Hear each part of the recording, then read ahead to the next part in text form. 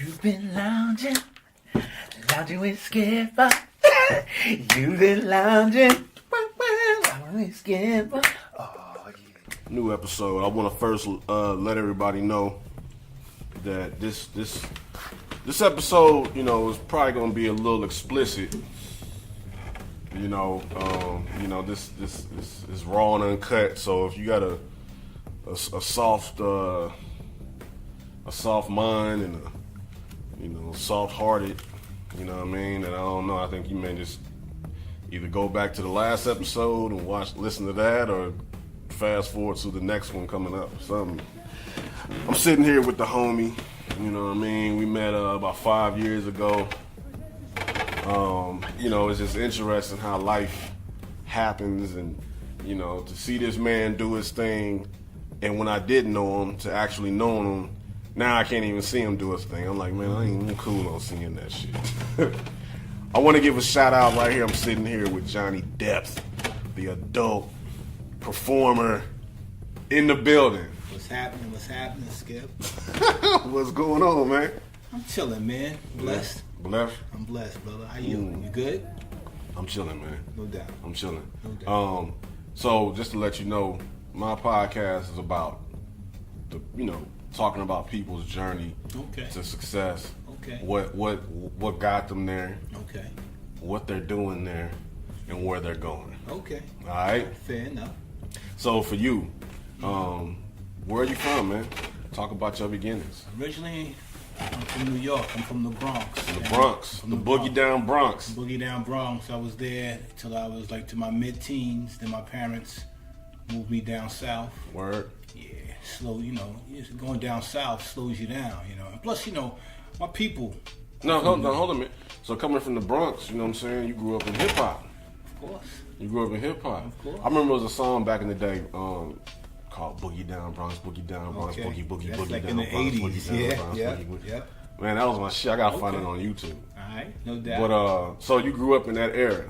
Yeah, I grew up. I was young. I got an older brother. I was young, and I remember hip hop. Just being in the Bronx. We would hear the tapes from Flash and Theodore and Africa Islam. Islam. Lived around my block. Grew up with his little brother. Real cool. Bambaataa, Bronx River. Like the Bronx River's right there. So, grow up in that area, so you're getting all the b-boying and all the graffiti and all the rapping and the DJing and the scratching and all the break beats, and that's just the culture is just being birthed at that time, because everyone else thought it was noise, and what are these kids doing, like spinning on their back and on their hands?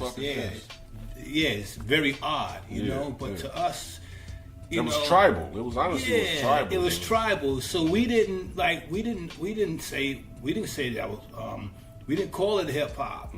We just say, yo, can you rhyme? And back before you say, yo, can you break? We used to say, can you boogie? That's the thing, boogie down Bronx. So that's the break beats. Yeah. So. Yeah. So then my parents moved me down south to North Carolina because. Why's that? Man, when I grew up in New York, I grew up in the era of gangs and things of that nature. So, the going to school was pretty bad, man. You're getting chased and everything, and you got to fight, and just wilding out, just being a product of your environment. So, and like most people that live in New York, they have roots down south, like North Carolina, Florida. So a lot of times you would go down in the summertime. Okay. To see your grandparents and your cousins. So I used to go every summer, but moving down there is totally different as opposed to visiting. Because when you're visiting, you're only there for a limited amount of time, and then you're back home. Yeah. But you go down there to live, now your whole life pretty much changes. You have to adapt. So was your way of adapting, was it an easy one or a hard one?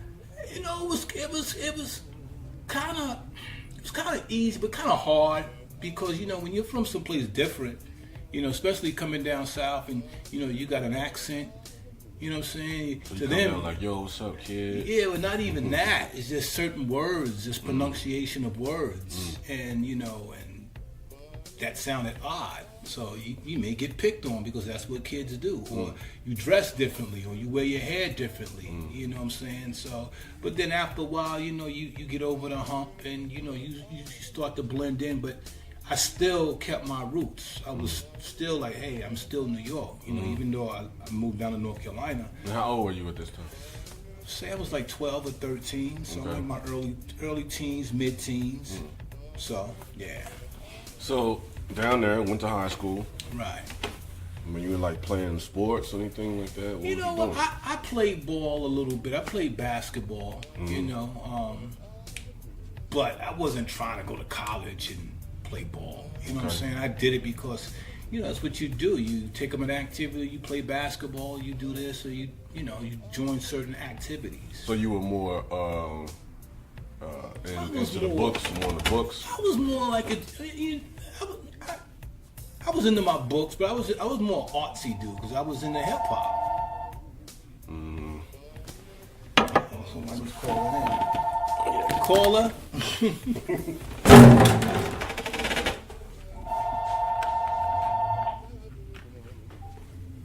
In the zone. Speak to who? Speak to Deuce. No, oh yeah, no, you're not here, man. Nah. Alright.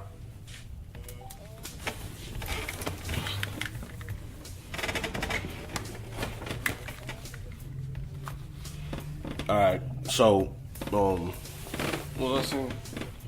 Something about what was I into in high school. Oh yeah, so you know what I'm saying. So you were more in like books. You were more book smart. I was one of those cool, laid back type of dude. Pardon me. I was one of those cool, laid back type of dudes. But you know, I was into music. I was into hip hop. Okay. You know, graffiti. You know, breakdancing, rapping. You know, that's what I was into that. Yeah. You know, so. So what was your first experience, man? Like when you seen like a chick, like what? I mean, you know, with us all, we all got. You switching gears. We go. No, because I say this because you know, for all of us, it kicks in like junior high. You know what I mean? Maybe even a little younger, maybe a little older. You know what I mean? But yeah. So you saying when did I start really getting into girls? Yeah. When was you was like, yo? Truth be told, man, I was always into girls, man. Because I remember going to my babysitter. Yeah. This is like in my youth. I'm like 8, 9. You know, and I'm going to my babysitters, and my babysitter has daughters. Okay. But they're older, and one of them was kind of like my age. Okay. But you know, women mature faster than men. Yeah. So she would show me things. You know what I'm saying? Like, you know, Like first show time, you like you know, what? this dry humping and all. I was just like, You was like yo, 8? somewhere around there, man. I was young, man, but I was like, yo, I kind of like this. Like, yo, you dry humping and so, but. Fast forward, I was into girls, but I wasn't like one of those dudes that chase girls or not. I was always been pretty laid back, man. You know what I'm saying? You know, if I found something that I like, you know, I would really have to get like a good strong signal. I wasn't one of those type of dudes that try to shoot game on you, like, hey baby, this, that, and the third. It's like that wasn't my makeup. Yeah. So Yeah. So you know, like. I know for me it was the same kind of thing as far as having a babysitter. You know, you start getting. it's always the babysitter. Yeah, it's always, you get kind of open to like certain things. Yeah. Like, damn, Right. okay, this is breast. Hey.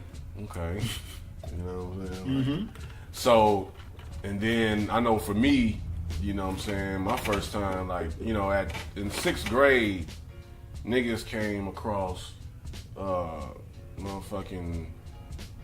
In the neighborhood, one of the guys in the neighborhood came across his dad's porn stash. Came across his dad's, you know, because back then it was VHS. The dads always come into the it's like so he came outside with this tape, and he was like, "Yo, I got this tape." And he was like, "What?" And I remember we all went outside, and I couldn't find anybody. I was like, where's everybody at? Right. And then it was like, one of the kids from the neighborhood was riding past me on his bike. He said, man, we're all up at Randy's house. Now keep in mind, this is 6th grade. Okay. So we're all up at Randy's house. All right. I'm like, really? So I take my bike up to Randy's house. Man, I pull up in front of Randy's house. There's about 15 bikes outside, man. You know, laid on the ground. Son got the kickstand up on him, man. Everybody is inside Randy's house because his dad was gone. Right. At work. Mm-hmm. So it was just him and his two little brothers. Okay. Everybody was at Randy's house. And, man, I remember when I walked in the back through the garage, my homeboy was like, man, you gotta watch this tape, man. It's like triple X-rated. I was like, what? And I remember like go in and it's probably like about 10 little boys, man. And everybody's crowded around this one TV, racing, yeah, looking at this porno. Right.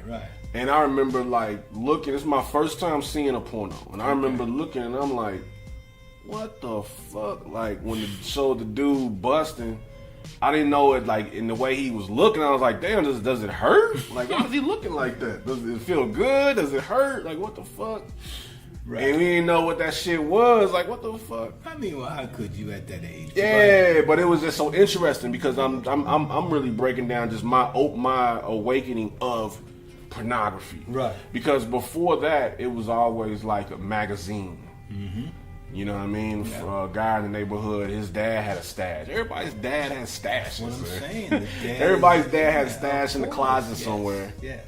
You know what I'm saying? And so he came out with like 3 magazines or some shit, man, and you know he pulled a magazine. I remember we was just looking, but it was still photos. Mm-hmm. So to actually see movement, motion, it was just like wow. So that opened a lot of us up. To this day, me and my homeboys still talk about that. And we ran across one of our other homeboys. He had a video, Viva Vanessa Del Rio. Mm. She was one of the beginners because she looked like Claire Huxtable, nigga. That's the first time I ever heard someone say that. She looked like fucking Claire Huxtable, nigga. But she, you know Vanessa Del Rio. No doubt. And, you know, she had that Puerto Rican. She's Puerto Rican and Cuban, I think. Yeah, you know what I'm saying?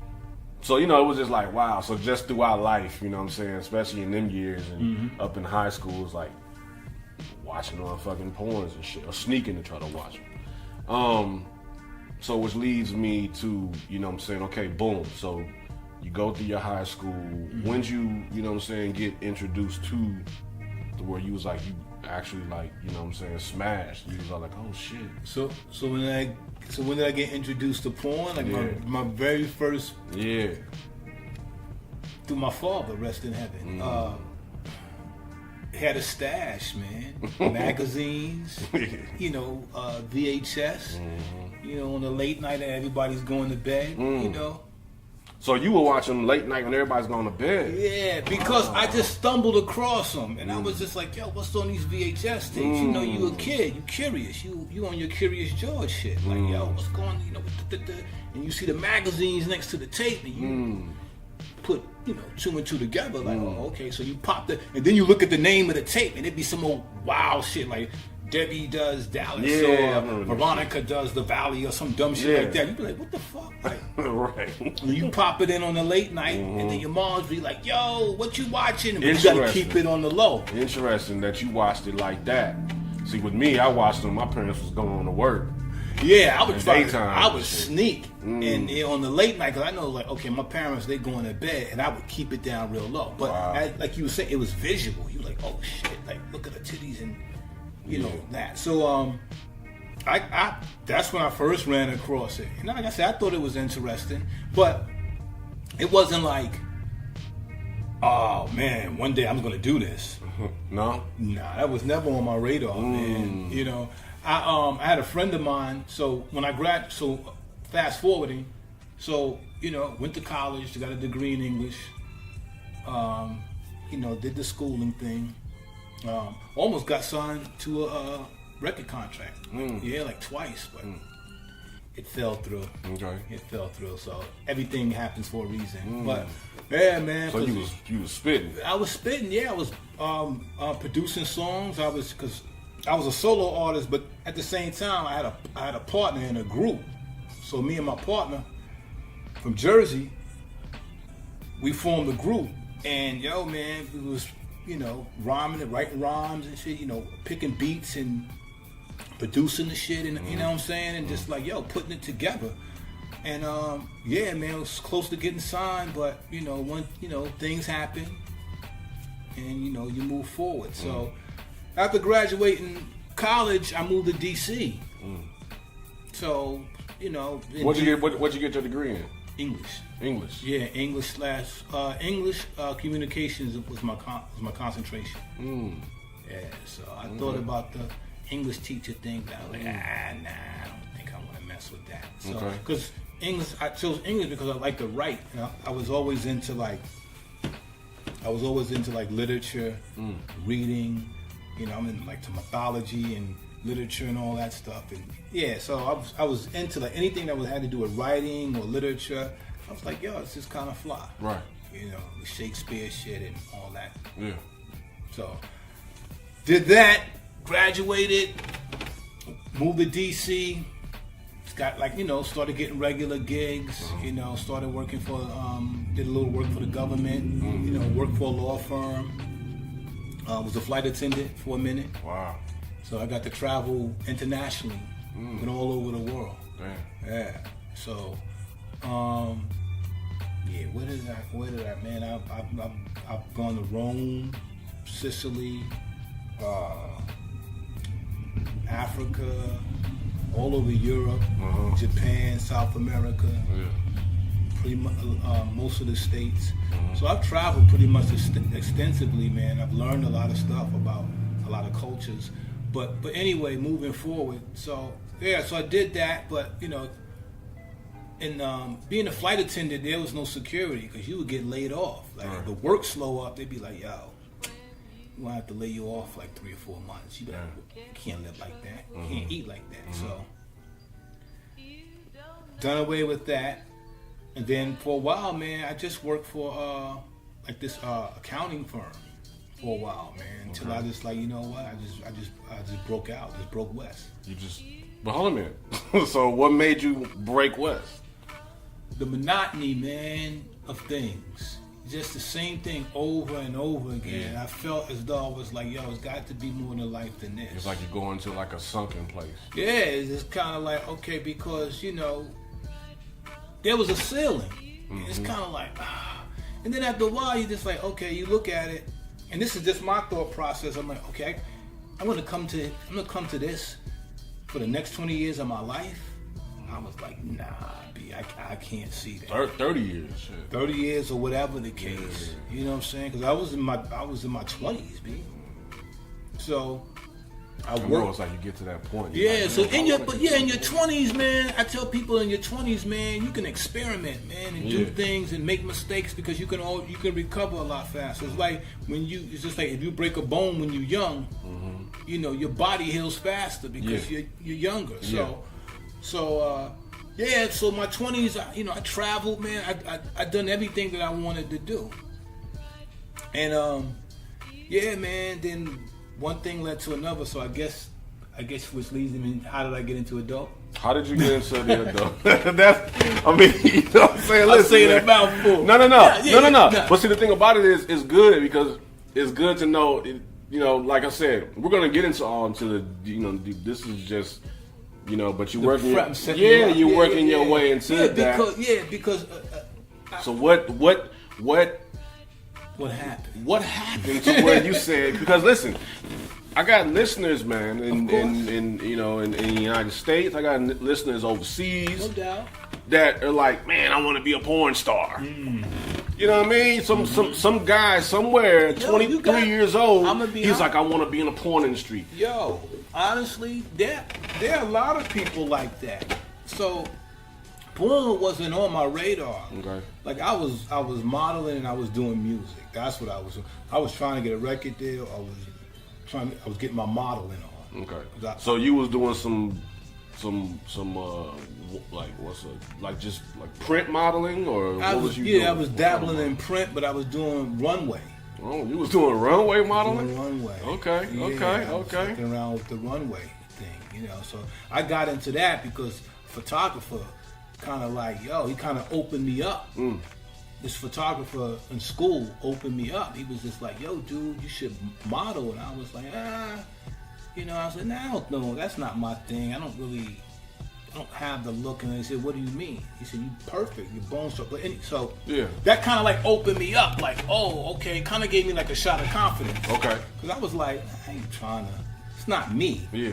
You know, I just want to do my music. Yeah, okay. So he opened me up to another world, but it's all in entertainment. It all walks hand in hand. So I was doing the modeling thing, working, and still doing the music thing. Okay. So the story goes. I was living with my cousin. Okay. In DC, and I had gotten laid off, so I was looking for work. So I was going. This was when you got laid off from the airline. Right. So I'm in between jobs. So I'm going to all these temp services and all that stuff, and I'm just like, yo, man, this is why. Like, yo, I need to really make some money, dude. You know, because at the time I wanted to make some money because I wanted to buy some clippers. My clippers died on me. Because at the time, I was cutting my hair. I was just rocking the Caesar, even Steven. So I was like, yo, you can't mess that up. Put the guard on, boom, boom, boom. Damn, but you want to stay fresh. You was just trying to get some money. I wanted to get some clippers. Okay. And so my cousin was like, my cousin like opened me up to like another world also because, you know, being from down south, he was always like going to strip clubs. You know, yo, man, let's go to strip club, relax your mind, man, go drink a beer with your cousin. And there's something about cats in the South that love strip clubs. Yeah. I don't know if it's a thing of like, oh, I'm going to relax or whatever. Yeah, in the Midwest too. There it is. Okay, so me at the time I was like, I'm not really into strip clubs like that, you know, because I'm like, man, go ahead, come on, man, you know, boom, boom, boom. So, you know, and at the time he was receiving this magazine called D Unique Magazines out of Washington, D.C. Okay. So he was getting these magazines, and we would go through the magazines. Again, here come the magazines back in the picture.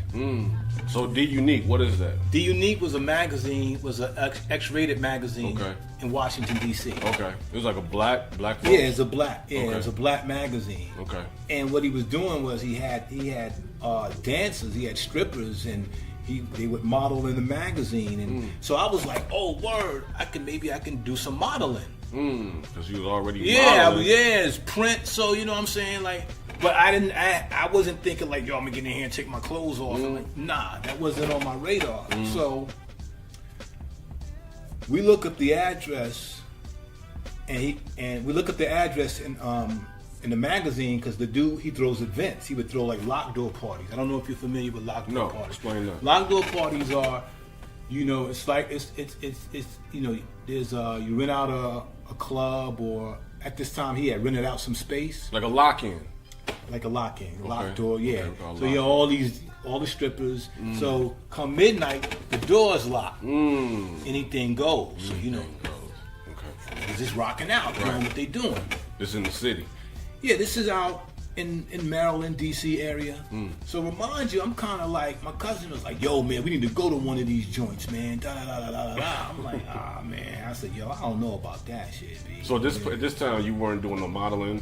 Nah, I'm still modeling. But you weren't in D Unique, though? You wasn't in No, I wasn't in. I was just, my cousin was just getting the magazine. Got you.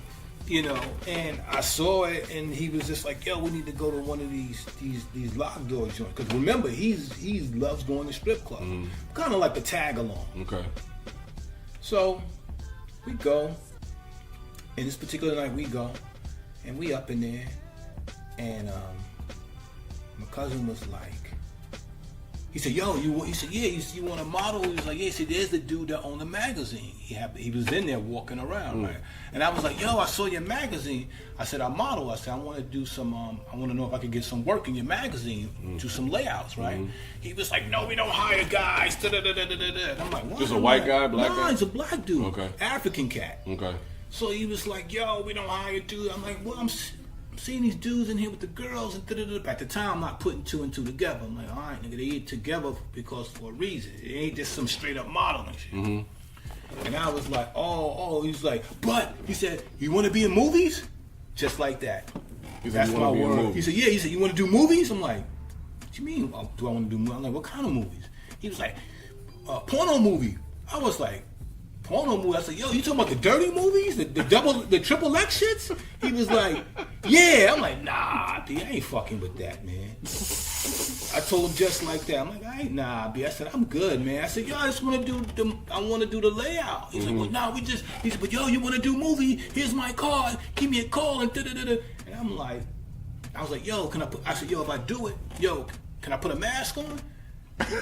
He was like, nah. He said, no mask. You can't wear a mask. You can't. Da-da-da. I was like, I don't know, man, because I don't want niggas seeing me. Word up, just like that. So I was just like, I said, yo, my cousin's like, yo, take the card, man. You never know. I'm like, yeah, I ain't take this nigga card. But in the back of my mind, I ain't fucking with this nigga. Right. So how was the night that night at the lock-in? It was cool. You know, bitches just running around, ass hanging out, this, that, and the third. He was like, yeah, these are some of the girls that model in the video and shit. So I'm looking at it, I'm like, oh, okay, that's cool. But still, I'm like, that ain't my thing because what if somebody sees me that I don't want seeing me? You dig? And it was just like, so sat on the car for about a week or two. Sat on it. Just like, yo, B, I need some money. I said, yo, I gotta make some money. You know what I mean? But how old were you at this point? Oh, I'm in my 20s. I'm like 21. What? No, I'm sorry. I'm around 26, 27. So I'm in my mid 20s. Yeah, about 26, 27. Probably a little older than that, give or take. But I know I'm like in my mid to late 20s. Yeah. So I got enough sense to know what's going on.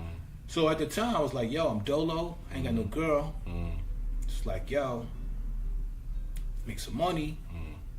So it's like, yo, then you got all these thoughts in your head. Niggas just gassing you like, yo, nigga, you gonna get some pussy and you gonna get paid for that shit. And I was like, yo, word. I was like, yo, that sound fly. And then so all these things are going through your head. So I decided to call it, nigga.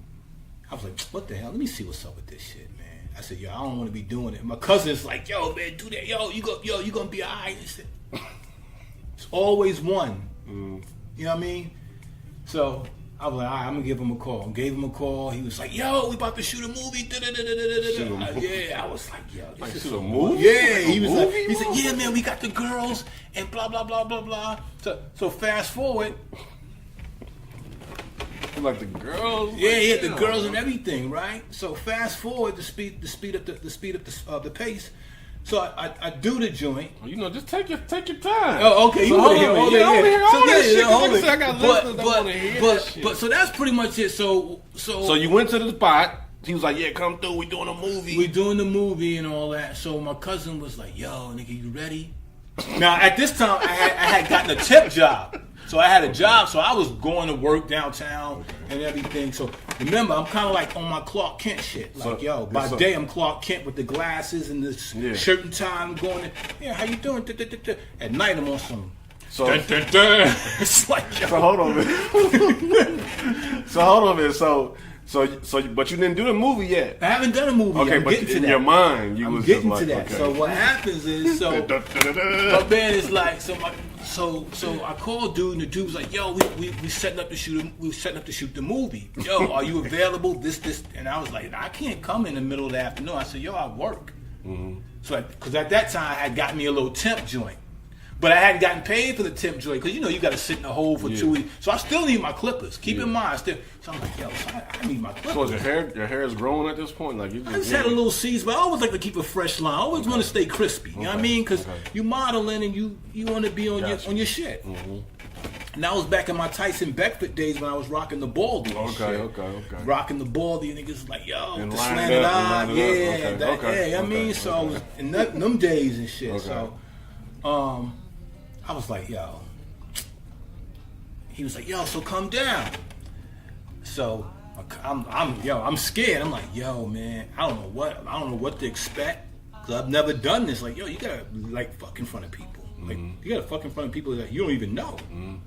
You know, and not only that, they telling you what to do. So at this point, you was already smashing. But you so used to being in your own world. Yeah, I'm just a normal dude. I just fucking you fuck like normal people. You don't think of a camera and all. You just fucking. You know what I mean? Because fucking is very personal. Really, you just they turned it into making money. But anyway, that's another thought for another day. But so my cousin was like, yo man, you need to relax. I'm like, how can I relax, B? I'm like, yo, I'm about to step into something like I don't, you know, the unknown is always scary. You know? Yeah. My cousin was like, yo, drink this gin and juice. Now remind you, I really don't drink. Okay. So I'm kind of L7. Kind of square dude when it comes to that. You know, I'm into my music and all that, but I'm kind of square when it comes to that. So I was like, yo, what's that gonna do? He was like, yo, gin will be your friend. I remember him saying that. He said, gin will be your friend. And yeah, I went in there with whiskey dick. My shit was dumb hard. My shit was off the gin. What? Man, I was in there. I went in there and I wrecked shop. Now how many girls? Here's the thing. So it was 3 girls, it was me, and it was another dude. Okay. It was one scene. So now I'm gonna tell you what this dude didn't know what he was doing. He tried to. It was a mess. But. Okay, so how was it a mess, man? It's just, I mean, the way it was planned, and it was just a mess. My very first scene, I shot outside. I was in a park, and it was 3 girls and 2 guys. Okay. Me being one of the guys. Okay. So, the other guy, he couldn't get up. He was just, and we was doing it with a condom.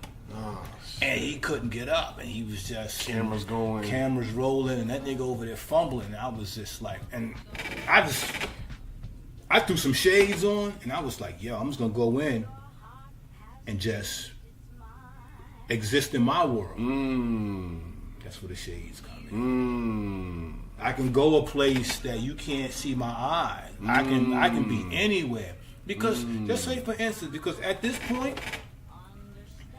What I learned through the years is about energy. It's like, okay, that's what attracts one another, is energy. So if I'm vibing with the girl, it's going to be a real good day. But if the energy is off, it may not be. But as a professional, you gotta. So with the guy, so he wasn't. Yeah. Now, and was remind he us, still, we're all new. We don't. He was new too. Yeah. The girls are new. Brand Nubians. Everybody's man. new. Yeah. Everybody's new. You know, the camera's there. The dude that's shooting it, he don't know what he's doing. He knew. Everybody Nubians. Everybody knew. Okay. So get up in there. So I'm thinking like it's over with, right? We shoot the scene. We shoot the first scene in the outside in the park. And I'm like, all right, cool. So I'm like, all right, we going home. This nigga's like, nah, we got more to shoot.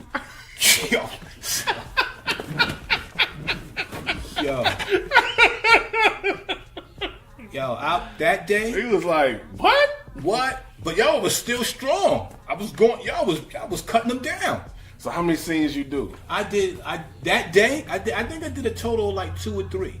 2 or 3 scenes. Yeah, because the first scene, I can tell you this. The first scene, there was 3 girls. Like I said, 3 girls, 2 guys. The guy, one of the dudes walked out.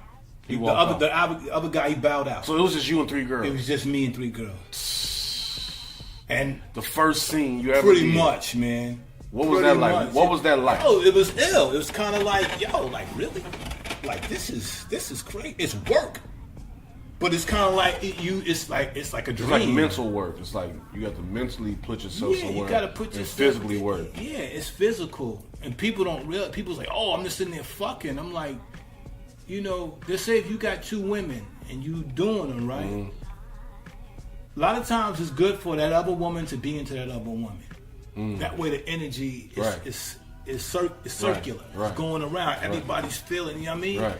But if you got that, the girl's not really into girls. They're gonna compete for the dick, so to speak. Yeah. When you gonna give me some of that dick? It's kind of like, you know what I mean? So it's kind of, so you want to have everybody to be even killed. So is that how it was? Was it even? Well, yeah, because at that time, this motherfuckers, we just, and remember, like I'm green, so I don't have no sense of camera direction or anything. Like I'm just fucking. First scene. Just fucking. So after the scene goes down, boom. So now what? At this point, did you get paid that day? Yeah, I got paid, but and you was like, yo, maybe the temp agency thing may not be what it is. Well, I did it. I won't say I did it on a kind of like a dare, but it's kind of like, okay, I did it. I'm cool. Okay, I can move on. Okay. I can say I've done. Because you got some of them things in life, you're like, okay, I've done that. Oh, okay. So you weren't even trying to like... Yeah, that's what I'm saying. It's not on my radar. Okay. So I did one, and I'm kind of like, all right, now, here's where it gets ill. I do the joint, right? I get my little money or whatever. I go on about my business. Normal dude. I still go back to work, and people start recognizing. So how soon after the movie was filmed, people started recognizing? You got to realize this movie is being sold locally within the DMV area. So you got Maryland, D.C., Virginia. So you got people buying these tapes. You know what I'm saying? So you don't know who's buying. So you get recognized. So the first one. And then I did the first one. So you got recognized just out and about. Somebody's like, just out and about. But I'm gonna come to that. So did the first one. And so my man, I was like, man, I'm done. I ain't doing that shit no more. Fuck that. I'm out. I'm good. This nigga calls me up. The dude that owned the video shit. Nigga called me. He's like, yo, we want to do another movie. I'm like, I don't know, man. I ain't fucking with that shit. I said, I'm good. He's like, no, man, you gotta come through. Now. There's this chick that I had seen at the club. Niggas was just going bananas over this bitch. Yo, her ass was ridiculous. It was bigger than whatchamacallit, what's old girl? Who that? Cherokee? Yeah. Along them lines. Really? Along them lines. Okay. Yeah. Yeah. And me and my man, because at that time when I done like the first two movies, I was getting privileged at the club. Because now, like, you get a little status now, so I'm getting into the club. My man's let me into the club free. I'm drinking for free. So hold a minute. So you did that one movie, and then you did this was the next movie. Right. So you went on and did it. Yeah, because I was just like, because it was so funny because the first time we did the first movie we did, we did it, whatever, and you were out. You were like, I'm done. Yeah, I wasn't gonna do it anymore. He called you to come back. He called me, but we still going out to the strip clubs and all that shit. Because I'm just thinking like, okay, I did it. I ain't stressing it. So we go to the club, the lockup thing again, and my man was like, yo, yeah, you want to do another movie? Blah blah blah. I'm like, man, I don't know if I want to mess with that shit, man. And he was like, yo, you see that chick right there? Oh, me and my man was talking. We was like, yo, shorty got a fatty. Like, yo, who is that? We asking the dude that run the club. He was like, oh, that's Miss So-and-so. And I was like, yo, my man was like, yo, man, I love to hit that. He said, yo, man, if you could hit that shit. I'm like, yo, word. That shit. I'm like, your ass is bananas. Anyway, he said, yo, you want to do a movie with her? I'm like, yeah, whatever. Yo. He was like, yo, this, that, and the third, bong, bong, bong. I'm like, all right, so... couple of days go by, he called me. He was like, yo, you wanna do the movie? I'm like, I don't wanna fuck with that. He said, yo, remember the girl that you saw? She said, yo, she wanna do a movie with you. I was like, word? I said, shorty with the... She wanna do a movie with you? Yeah, with the donkey joint? She wanna do a movie with me? I was like, he was like, yeah. And I was like, yo, you gotta get this, B. You gotta get this. And then did that, and one thing led to another, man. And then niggas started getting recognized. And then I started working with another company in DC, and me and this kid became real good friends. This kid named Teddy Bear. We became real good friends, but he had a company and he started shooting me. He was getting good. So it starts. So now you're doing that. You still got the African guy. Yeah, so I'm doing that. So I'm a local dude. I'm a native son. I'm doing my thing. So then I start going to New York. So I go back home to New York and I start fucking with the companies in New York, in the Bronx. Caesar Video. Remember Caesar Video? Nah. Okay, Caesar Video was a live sex show. And that's where Lex came out of that camp. Okay. Lexington Steele, Brian Pumper. Yeah, so we all came out of that camp in New York. Out of New York. So I started rocking with the New York crew. So you still doing stuff in the Yeah, South? so I'm still doing stuff in DC and New York, so I'm back and forth. So I'm getting a name and everything. Wow. Starting to get recognized, you know, nigga on the train, you know, I was... So how'd you come up with the name Johnny Depp? What made you come up with that? Well, the roots of Johnny Depp is like when I was I had my rap partner in college. He was the type of dude. He had a flow and a voice like Pooh Bah. He was everything about him was always sexual. That's it with the girls and this, that, and the third. So, he could rhyme. He had flow. Okay. Me, I was a little more abstract, and so he had said this line one day, and it just stuck out. He was like, "I'm such and such, and I'm a legend with the women, like Johnny Depp." And it just stuck with me. I'm like, oh, okay. I'm a legend with the women like Johnny Depp. Johnny Depp, the actor. Yeah. That's who he's talking about. Yeah. So I'm going to tell you how Depp came along. So I'm with my man Teddy in D.C. And at this time, I'm on my way out to California because now they want me to come out and they want me to work. Now you got to come with a name. Yeah, I got to come with some fly shit because niggas is, you know... I ain't knocking no niggas for their name, but I'm like, yo, I'm the type of dude. So, yo, you got to come different and you got to come fly. Like, it got to stick. You know what I'm saying? Just don't put no bullshit out there. It's got to stick. You know, and you got to be able to say it in everyday conversation. That's why I ain't come up with some shit like animal something or gorilla or something. Fuck all that dumb shit. You know what I mean? So Johnny Depp. Right. So my man was like, I was like, yo, man, I'm trying to come up with a name. He was like, yo, Johnny. It's all-American name. I'm like, yeah, that's just like apple pie. Like, Johnny's... Yeah, Johnny anyway. So I was like, yeah, Johnny. I'm like, oh, yeah, Johnny. And he was like, my man was like, Johnny such and Johnny this, Johnny that. And I said, Johnny. And that, it registered. I'm a legend with the women, like Johnny Depp. And I'm like, Johnny Depp. I said, Johnny Depp. I said, D-E-P-T-H. Boom, got him. So I hit my man. I was like, yo, I got the name. He was like, what? I said, Johnny Depp. He was like, Deaf? Like you killing the bitches? I'm like, nah, dude. I said, nah. He said, what you mean? He said, Johnny Deep. I said, Depp. And I did my arm like that. I said, Depp. Depp. He said, oh, Johnny Deep. I'm like, yeah. I said, yeah, Johnny Depp. He was like, oh. Boom. And that was, Johnny Depp was born. Johnny Depp. Yeah. So that's how I came up with the name. So from New York and down south, what transitioned you to the West to where? So did you notice a difference from New York to the South when you went to the West? Was it like in Hollywood? You know what? It was compared to New York. Yeah. You know, the South was slower, and even the West Coast is slower. Compared to New York. New York is very upbeat, high energy. Things always going. Something's always going on. It's a city that never sleeps. Something's always popping. Right. You know, no matter what borough. Right. You know, and Manhattan is the center, so Manhattan never sleeps. So yeah, the transitioning was like, nah, I didn't have any problems transitioning. Who was the first chicks you smashed when you moved out here to the West? My very first porn star. Yeah. My very first porn star I fucked on camera was Cinnamon. Cinnamon. And I worked with her in DC. Cause now, that's the one that's with Time I gotta go to the bathroom. I know I'm talking long. How much tape you got? It don't matter. It's okay. good. I can edit down and shit.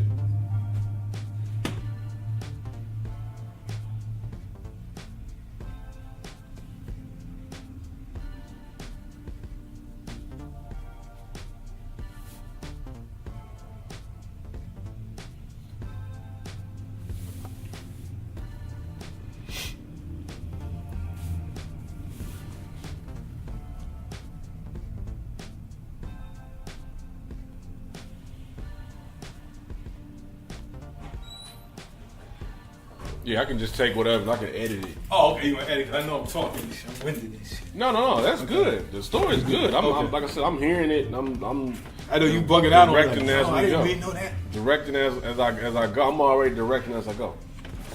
So Cinnamon. Cinnamon. So Cinnamon was by first porn star that I worked Cinnamon, with. that's the one that with the fat ass. She got a fat ass. She was ain't she with Jerobi? She with Jerobi. She was. Oh, she was. Oh, I don't know what the status is now, but yeah, Cinnamon, the one with the gap. yeah. Yeah. Real nice girl, man. Yeah. Real cool, man. Yeah. Real cool, man. Cinnamon's real cool. So yeah, did my. She was like the first porn star that I worked with. And you already knew who she was when you. Yeah, I knew who I was because now a friend of mine, we had started a company together. So when I'm in DC, I start my own production. Okay. So I'm already on that entrepreneurial thing because I already started my own thing. Right. You know, with a friend of mine. Okay. So, but yeah, so shot with Cinnamon, and then I shot her for my very first series. My very first movie was called Hot Sex in Chocolate City. Hot sex, what? Hot Sex in Chocolate City. Hot sex in Chocolate City. Chocolate City being DC. Okay.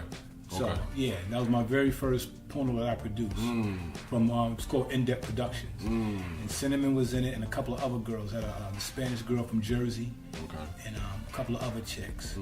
You know, but yeah, so worked with her. Then I started going to these. I started going to the conventions. The conventions. Yeah, and they was holding. Out in Vegas and shit. Nah, I started off in Atlantic City, in Jersey. Okay. So I got wind of that. You know, it's like, yo, you need to come to the joint. Until all the porn stars was coming out there. Kitten was coming out there, and all of them. So that's when you met Kitten. Nah, I didn't meet Kitten then. I saw Kitten. And I saw all these porn. Now, mind you, I don't really know who a lot of these girls are because remember, I don't really watch. So it takes my man to hit me to a lot of these girls. So the same guy from before that was like, yo, man, we should go to this. He was still rocking with you? He was still Well, that was my cousin, but Okay. This kid, we were friends on some other shit. Okay. Again, we was doing music. Okay. Because he was from the Bronx, and, you know, so we bonded down in DC, and we do music. We was doing music and hip hop and all that. But I found out he was really like deep in the porno. Like this nigga was knowing all the girls. He was doing reviews on the movies. Like he was really like engulfed in it. Man. And I had no idea till I went to his house one day, and this nigga had like a stack of fucking VHSs against the wall, and I'm like, yo, what's up? Yeah. He was like, oh, yo, this is my thing. This is what I do. This, that, and the third. So when I told him I did a porno, then he was like, yo, you want to do this shit for real? Like, you really want to do it? And I was like, I don't know, man. I don't know if I want to take it that far, man. He said, well, yo, why get in the water if you ain't going to swim, nigga? I was like, yeah. I said, nigga, I'm already in it, pretty much waist deep. I said, I'm like, you know what I'm saying? So it's kind of like, So might as well just swim this shit, swim. man. You know what I mean? So it's kind of, you never know where you lead up. You never know where you end up. So. So, do the conventions, you seeing all these people, Kitten, blah, blah, blah. Now, I remember we had a conversation. You told me somebody walked up to you. That's when you knew at that point that, yo, I forgot what chick you said it was. She walked up to you and was just like praising you. That's further down the line. Okay. So, but... Yeah, so it's so many things pockets. to the story. Yeah. You know what I'm saying? So I'm just trying to hit on like little pockets, but I didn't know at the time that again my man from DC, my man Teddy, he sent because I had done some work for him. Okay. He ended up sending the tape out to Jake Steed without me knowing. And Jake liked the tape. He was like, yo, who's this kid? Like, yo, I like his style, this, that, and the third. Yo, when he get out to LA, tell him to look me up. And he said, by the way, he said, are you going to be at the convention? He was telling my man Ted. He was like, your man going to be at the convention? And my Ted was like, yeah, he going to be there. So I get to the convention. I'm walking around, whatever. So Jake Steed calls my name. He was like, yo, Johnny Depp. I'm looking around, I'm like, yo, what the fuck is calling me like that? I'm calling around. He's like, yo, Johnny, what's up? And I look. I was like, oh shit, yo, Jake, what's up, man? He was like, yeah, man. See, your man sent me some of your work, man. He said, I like what I see. He said, yo, you when you come out, look me up, man. And I was just like, he gave me his card and all that. At first, I was like, yeah, whatever, I ain't, you know, because when you first meet people, you be kind of leery and shit. Yeah. So, I came out, he put me on, so So then I met, and then also at the time I met Shawn Michaels' sister. Now Shawn Michaels' sister is actually the one that really got me in. She got you in. She got me into the business. Now how did that happen? Now, the convention. I'm walking around. Shawn Michael has a booth, and his sister is there. Mm-hmm. I'm walking around, and she looks at me, and she say, "What do you?" She said, "What do you do?" I said, "Oh, I'm in the business." I said, "I perform." Blah blah blah blah blah. She said, "You perform?" I was like, "Yeah." She said, "How old are you?" Because remember, I had the Caesar and everything. I had Babyface. I was Babyface Nelson. Like, yo, you had to call the nigga. And she was like, I'm like, yo, I'm in like my 20s. She was like, you sure? She said, you look real young. She said, you like a little baby. And I was like, nah, I'm in the game. I said, here's some of my stuff. And she saw the box cover and shit. She was like, this you? I was like, yeah. She was like, oh, we got to talk. Like just like that. And she was like, when you come out to LA,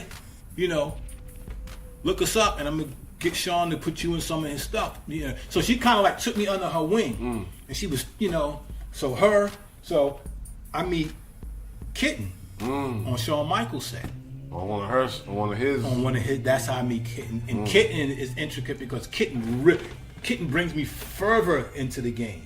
She brings you further. Yeah, she brings me further into the game, because at this time she's known. Yeah. And she's like, yo, got new kid on the block, bop, bop, bop. Niggas is, yo, who's this kid? Mm-hmm. Kid's like, oh, this is my friend. I'm bringing him into business. I'm showing him. So she brings me in. So, and I end up living with her, and I end up getting kicked out. But anyway, so. So, by this time, did you already have a scene with Kitten? Yeah, I'd done a BJ with her. Okay. I'd done a blowjob scene with her, yo. What the fuck was that shit like? It's so ill. So I'm on Shawn Michaels' set, right?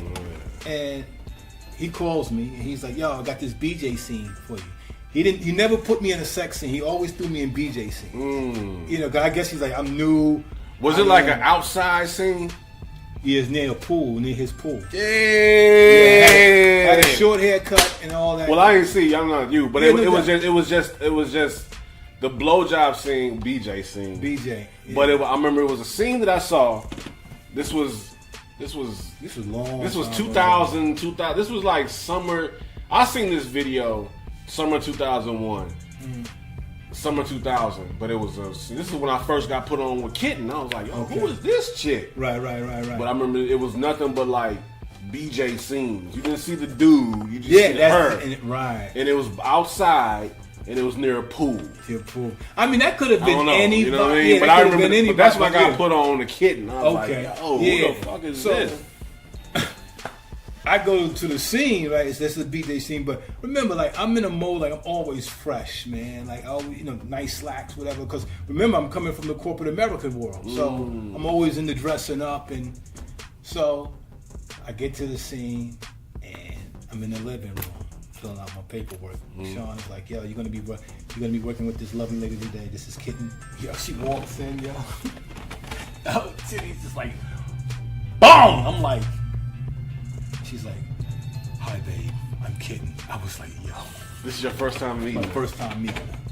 First time. So I called my man. Now, how old was she? She seemed like she was young then, too. She was young. But she kind of younger than me. She kind of came off as older. Oh, yeah.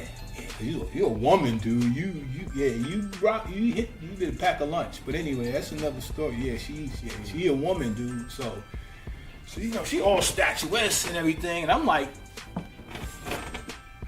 damn, like, and I remember seeing her, but again, I don't know these girls like that. Yeah. So I'm just being introduced to a lot of these girls. I'm just like, wow, Kitten. So I go to the Jack. I'm like, yo, call my man. It's like, yo, I'm about to work with this girl named Kitten. Like, yo, who's that? He was like, yo, Kitten. Yo, son, her fucking tongue is long as shit. Yeah. She got big ass titties. I'm like, yeah, that's her big titty. He's like, yo, she got like pretty eye. I'm like, yeah, that's her. He was like, yo, you about to work with that? I'm like, yeah, B. I'm like, yo. He was like, yo, yeah, dude. So I was like, okay, I'm not knowing. So, yo, I tell you, yo, It's one of the best listen, VJs. It was one of them joints. It's kind of like you don't think nobody could have skills like that. Damn.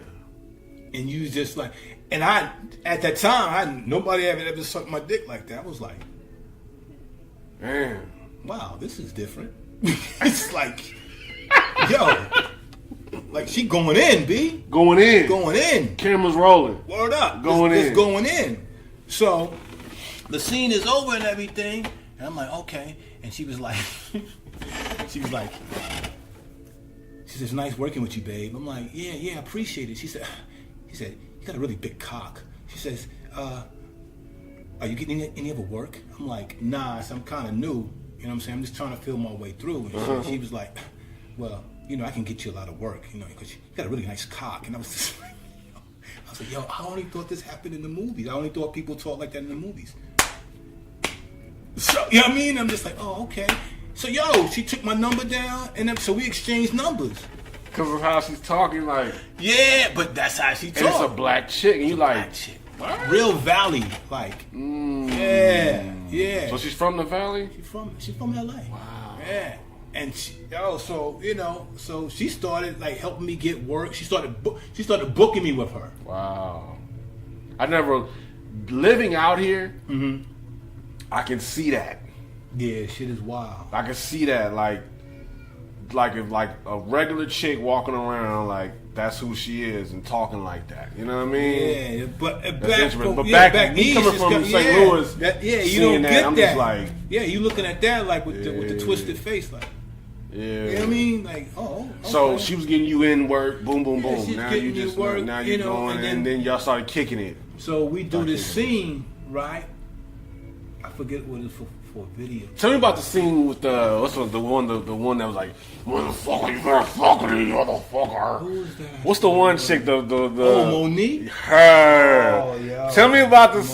Tell me about that incident. Well, first of all, when I first got wind of Monique, it was on a tape. Me and my man was watching it because this was just before I was about to go to LA. My man was like, yo, man, I need to watch these girls because, man, these are the type of girls you're going to be with and shit. So I'm sitting there studying tape like, you know what I mean? Because my man was like, yo, you about to work with these girls. Yeah. So I saw her and I was just like, yo, she's like mad aggressive. Yeah. Like real aggressive and just talking wild shit to niggas. Like, nigga, you better fuck me and come on, motherfucker. Not all you got. And I'm just like, yo, the average head will fall. Yeah. You know what I mean? Because she'll knock you off your square if you're not secure. Yeah. And I was like, oh shit! Like if I work with her, I'm wild. Yeah, I gotta be on point. So I ended up doing a scene with her. I ain't gonna lie, I was shook, daddy. I was shook. I was like, yo, man. Like, yo, what if I don't? I'm not up to speed. Because she'd dog you out. Yeah. On camera. What? I've seen it. I'm just like, man, I don't wanna. So you seen her dog folks out on camera? I seen her talk wild shit to niggas, man. I was like, yo, I don't want to be a stat. I gotta come. And then she was kind of reluctant to work with me because she's like, well, he's kind of new and I don't really know him, and you know, I'm used to working with big names and all that. And I was like, oh, well, she was on that. Word. I was like, Word. Oh, okay. I feel you. So, do the scene. Now, I remember you said something about she had said something to you before you. Because I remember you was like, man, you went to the bathroom and you was like trying to like focus. But she said something to you before you went to the bathroom. I think you said something like, she was saying something like, are you ready or some shit? Yeah, she was saying something to knock me off my square. Yeah, man. And I was just, because she was like, you know, because she was, you better fuck me. And I was beforehand. Like, and I'm just kind of like, okay. So I went to the bathroom. I was like, yo, get on your square. Yeah. Stay rooted. Like, don't go outside yourself. You know, that's why you never see me in there trying to like jailhouse the pussy. That's not me. I'm not wired that way. But if I'm in my zone, it's a long kiss, good night, brother. Okay. You know, so we start the scene. So she mad aggressive with me and everything. So I'm trying like, okay, this like in the scene. Yeah, just like, come on. I'm just like, okay, then you know. So start the first position, start the position and everything. So I'm trying to like get my groove, get the blood flowing. So I'm stroking it, you know what I mean? And she's talking about, what are you doing, motherfucker? Why don't you go ahead and fuck me? Stop trying to do all that mixing up and all that circling shit. I was like, she said that on the filming? Yeah, she popped his shit. I'm like, yo, I said, and this is my exact words. I said, let him grow up. Let him grow up. I said, he's gonna grow up. That motherfucker got stiff, Jack. And then reaching for shit. I'm like, yo, what you reaching for? She was running. She was reaching? What? Had her track shoes on. I said, yo, baby, don't run. I said, I got bad feet. I ain't gonna chase you. Sit still. You talked all that shit, man. I was piping her. Piped her, kid. And that's on video it's on video. to this It's day. on video. I piped her, and even the dudes that was shooting it was looking at me like, what did you do to her? Like, yo, the bitch was, I was like, yo. Like, shut the fuck up. But I wasn't trying to hurt her, but my thing was yeah. like, yo, you watch who you talking to. Yeah. You just never know. Yeah. You know what I'm saying? And it taught me, like, yo, stay on your square.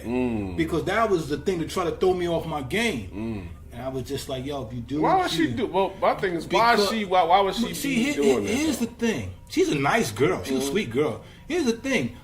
Chicks don't want to be conquered.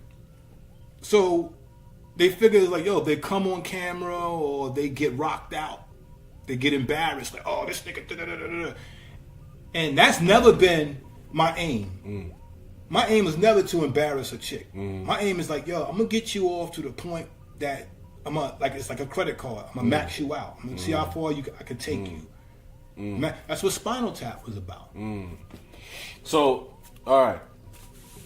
You're doing your thing. You're successful. You know what I'm saying. You know Johnny Depp, right, in the flesh. Right. Getting it in. What was it at a point where you said, okay, you know what? Now what? What's next? I've always been in that mode because, like I tell people, like, yo, nothing is forever. Nobody can bounce the ball forever. Nobody can throw the ball forever. You know, eventually there's things go in cycles. Eventually it's going to end. You know, so I've always thought, I'm like, okay. In the back of your mind, you was always thinking it's this. like, okay, what are you going to do after this? You know, are you just going to go back and just get a regular gig? Like, God forbid, I was like, nah, I don't want to do that. I said, cause what's the point of me coming out here, building a name, building a brand, just to go back and work in an office? Now, don't misconstrue what I'm saying. Like, we do what we have to do. There's nothing wrong with that. But that's just how I felt. I was like, why go? I'm going backwards. You know? So, yeah, but building a brand, doing other things of that nature, man. And then, you know, I say about maybe like 4 or 5 years ago, I was kind of like, I'm good.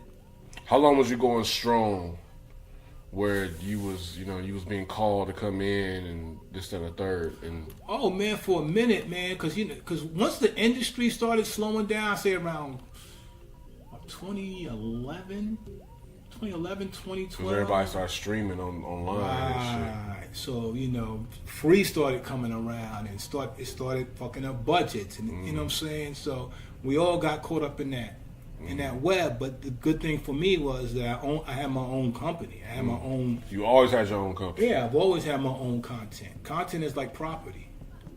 So even during the process of you filming all these different movies, you still had your own.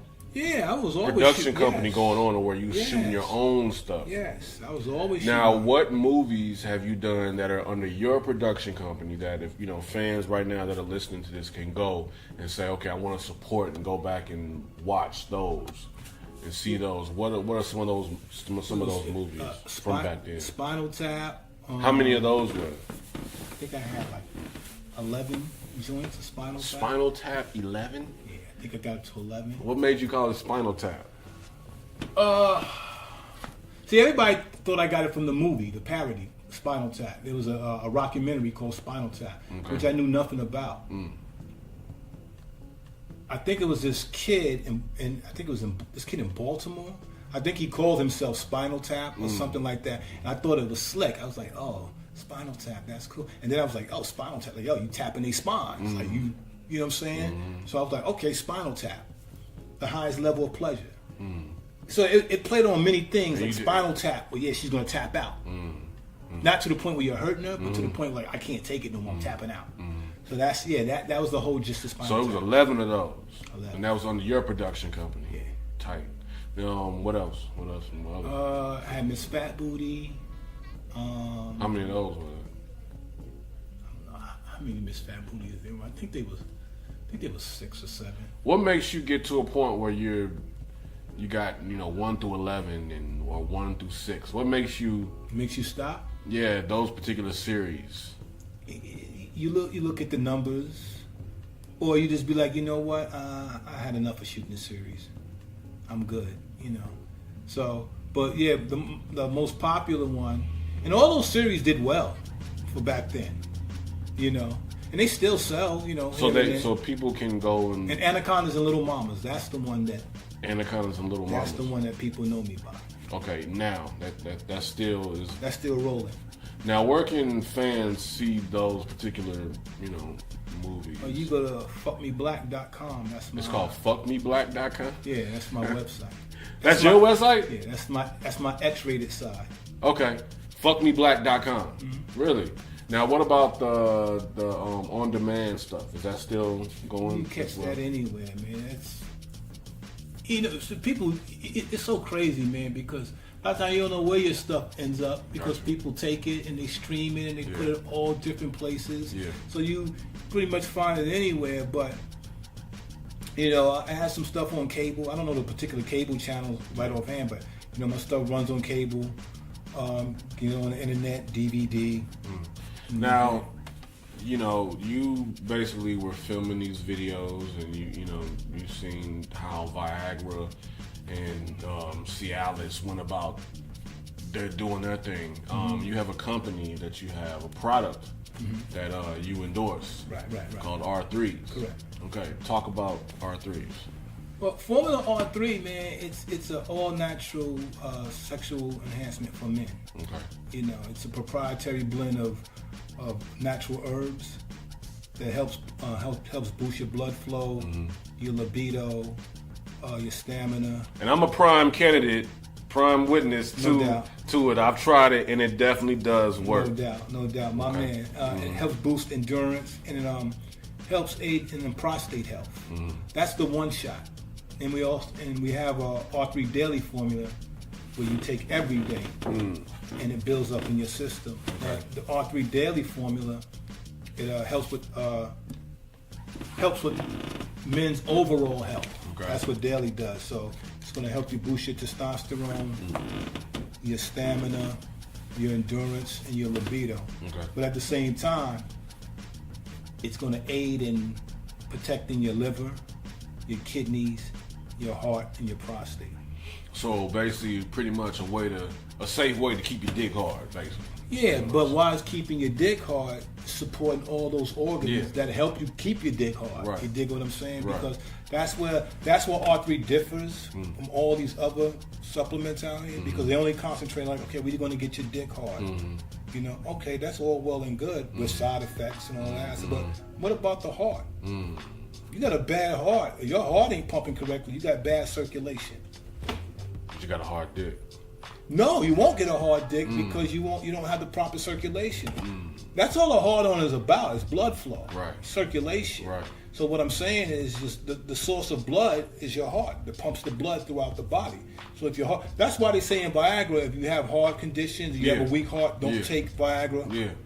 Or they say if you're not healthy to perform sexual activity. Yeah. Everybody wants to have sex. Yeah.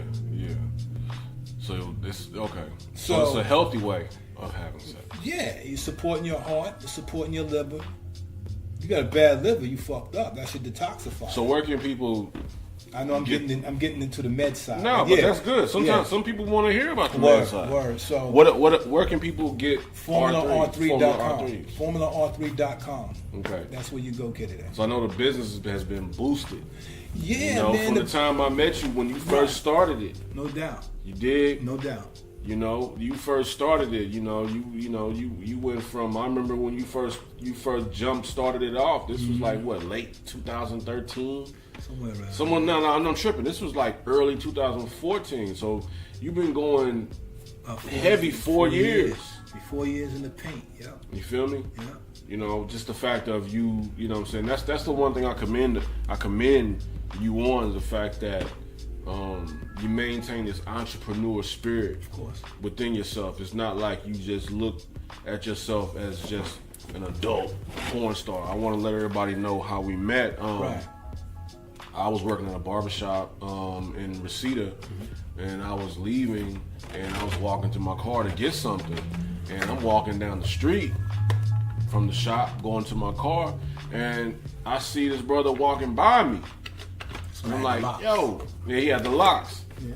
Matter of fact, I'm the one that cut the locks off. So if you see him in his films with the locks, and then you see him without the locks, know that I'm the one that cut that. Word, but I'm walking by, and I'm like, yo, ain't you in movies? I forgot. I think I came at you like that. Yeah, you do. And you was like, yo, yeah. But it wasn't even on that. It was like, yo. But it was more so the fact of talking about hip hop. Right. See, hip hop is what basically was like. Once we got to talking about hip hop, right, it let me know, like, okay, he's more than, you know, this nigga right here. He's on some hip hop shit.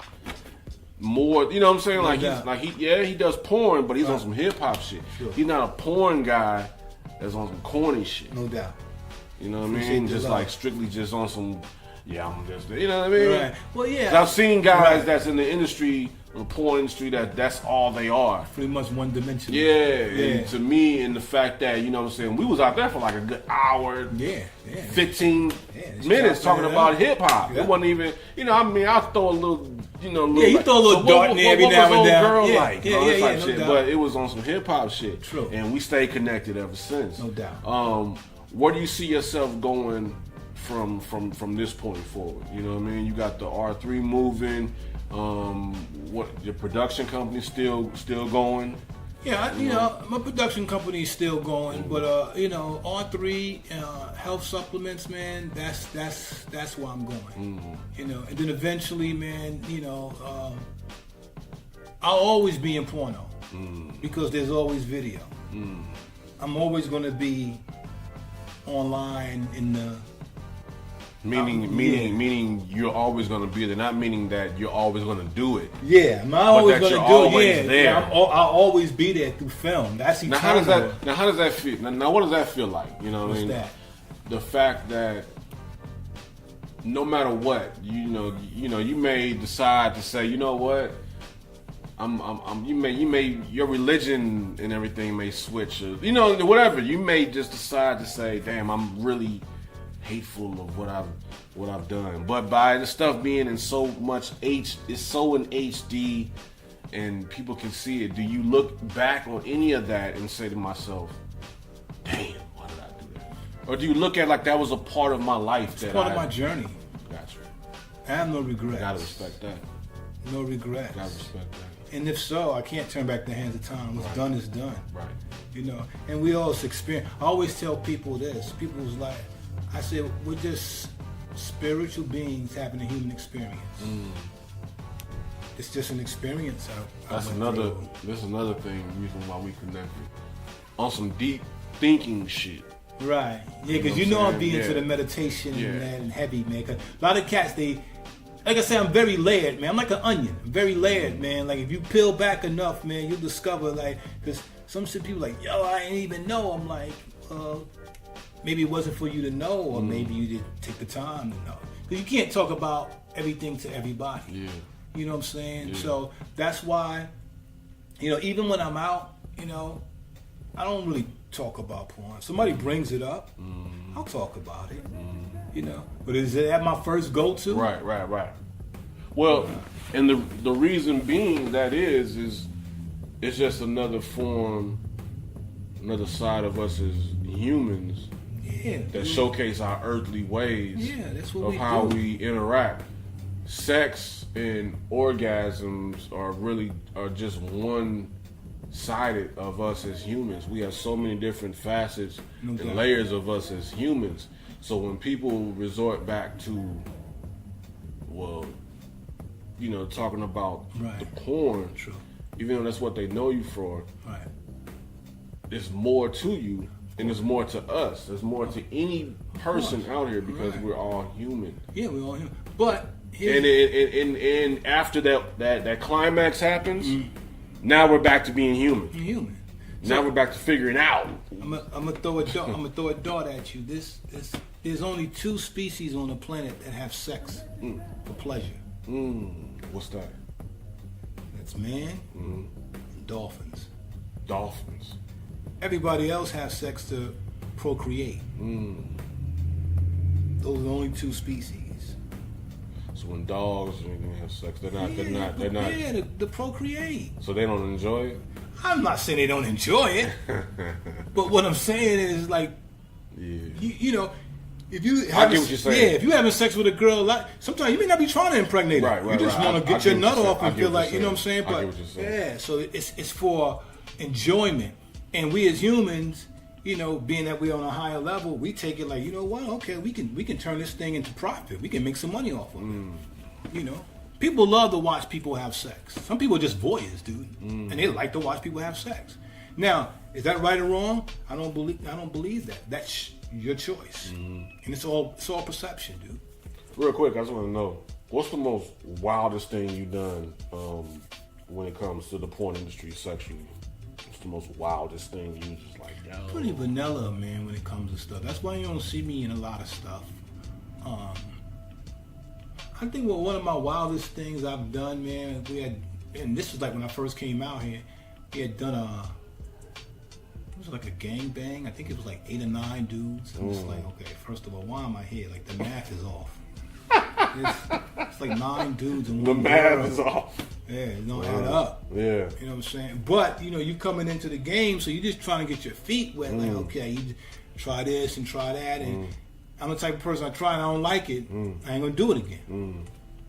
That's just me. Yeah. So, Yeah. certain things I just wasn't into. I'm not into DPs. I'm not into gangbang. I'm just not into it. Now, if guys can rock out and do it, I applaud them, dude. Right. But Do that's your just thing. not my thing. Yeah. You know what I'm saying? So, I ain't throwing no shade at you because you do it. You ever been on a set where a chick was just funky as shit? She was stinking in that motherfucker? Yeah. For real? Yeah. She just came on scene and it was just funky. Yeah, some people hygiene is just not up to speed. Now, would the scene continue even with her? Once she clean up, Damn. to go take a bath, go take a shower. Come on, man. She come on the scene just Nasty. funky as fuck. Yeah, funky but not fresh. Funky but not fresh. Funky but not fresh. So, last minute words of just two inspiring, you know, actors out there that want to get into the porn industry. You know, male actors, even female. What would you want to tell them to, you know, to give them some type of push? Because there's somebody out there right now listening that's like, man, I want to do it, man, I want to do it. What would you tell them? You know, do your homework, know what you're getting into, and realize like, hey, man, you know, it's not forever. You know, I mean, maybe a lot of people just want to get the kicks off. You know, but I mean, yeah, know what you're getting into, do your homework, and know it's not gonna last forever. That's it. And just get what you can out of it, man. Yeah. Yeah, that's pretty much it, dude. And I'm not gonna tell you not to do it because you're gonna do what you want to do. Yeah. But that's, if you want some advice, yeah. So how can you know, people reach you? They want to contact you. You know, let's say somebody has a production, they want to, you know, bring you in. Like, hey, let's hire Johnny Depp. You know what I mean? How can people reach out to you, man? They can get at me. I'm on Twitter. Okay. At the real Johnny Depp. Okay. Yeah, I'm pretty much on Twitter, the real Johnny Depp, man. Okay. That's where you can reach out. Facebook, I don't have a Johnny's dead on Facebook. I never brought him back to life. So, you know, so Johnny. Yeah. What made you get rid of him on Facebook? Oh man, it had some issues and they clipped me, so I was like, yo, I ain't gonna fight to get back on. What about IG? No Instagram and all that. You just really Twitter. Well, yeah, I got an Instagram, but Twitter and I think Instagram. Yeah, well, you know what? My Instagram is Johnny is Dangerous at Instagram. Johnny is Dangerous. John E is Dangerous. Okay. So. But really, Twitter is where you really.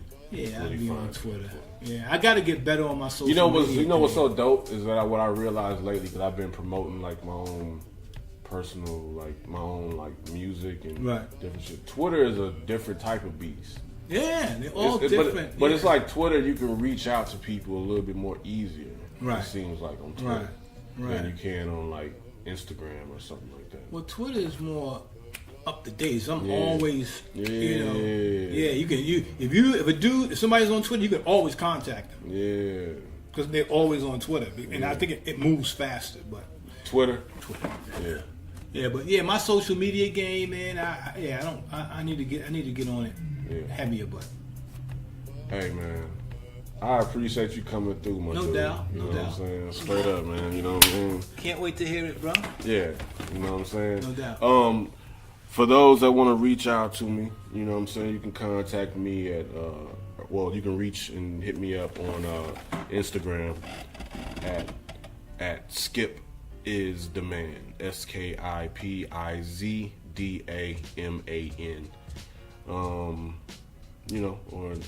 Just reach out if you want to, me to interview you or whatnot. I appreciate and thank you all for listening to the podcast. So once again, I welcome and thank you all for listening to Loungin with Skip. And until next episode, peace.